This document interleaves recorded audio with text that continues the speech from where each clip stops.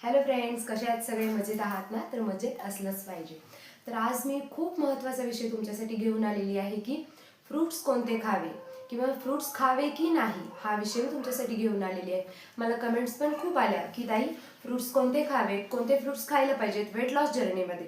असंही नॉर्मल लाईफमध्ये सगळे फ्रूट्स खाल्लेच पाहिजेत. मी आजचा व्हिडिओ फक्त वेट लॉस जर्नीमध्ये कोणते फ्रूट्स खावे हे शेअर करत आहे, पण नॉर्मल लाईफमध्ये सगळे फ्रूट्स सीझन वाईज कंपल्सरी खाल्लेच पाहिजेत. हे खायचं नाही, ते खायचं नाही. प्रत्येक फ्रूट, लहान मुलं असू देत किंवा मोठी माणसं असू देत, प्रत्येकाने फ्रूट्स हे खाल्लेच पाहिजेत. आता येऊया आपण मेन मुद्द्यावर की कोणते फ्रूट्स खायचे. तर बघा, भरपूर असे फ्रूट्स आहेत की आपण खाल्ले पाहिजेत, जेणेकरून आपल्यामध्ये vitamin A, vitamin C, vitamin E, फायबरची कमतरता शरीरात भासू नये. कारण आपलं डाएट चालू असतं, आपल्याला शुगरची गरज असते. आपण शुगर इंटेक केलं तर वेट लॉस होत नाही. जर आपण साखर खाल्ली तर वेट लॉस होणारच नाही. मग काय करायला पाहिजे? तर आपण फ्रूट्स खाऊ शकतो. तर फ्रूट्समध्ये नॅचरल शुगर असते, त्यामुळे आपण फ्रूट्स खाऊ शकतो.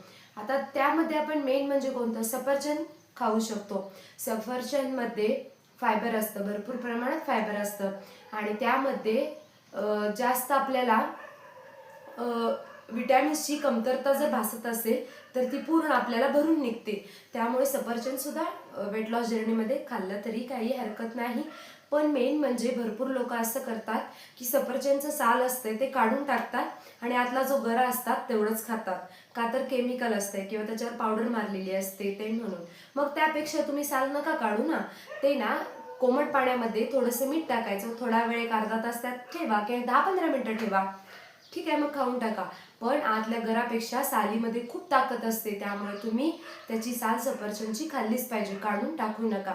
आणि तुम्ही मेन म्हणजे सफरचंद हे सकाळी नाश्त्यासाठी, तुम्हाला जर आता नाश्त्यामध्ये काय आपल्याकडे आता नाहीच आहे, म्हणजे आपल्याला वेळ नाही आहे किंवा आपण बाहेर गेलोय, तर हे काय सिजनेबल नाही आहे. हे आपल्याला 12ही महिने आता सफरचंद आता अवेलेबल झालेलं आहे आणि रेट पण फार काय असं जास्त नाही आहे की आपण नाहीच घेऊ शकत.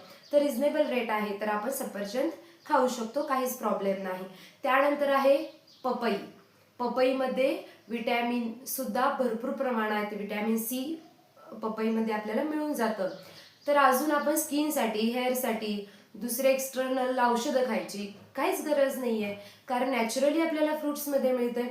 तर कोणत्या फ्रूटमध्ये? तर पपिता म्हणजेच पपई. पपई हे पण म्हणू शकतोय आपण पपई.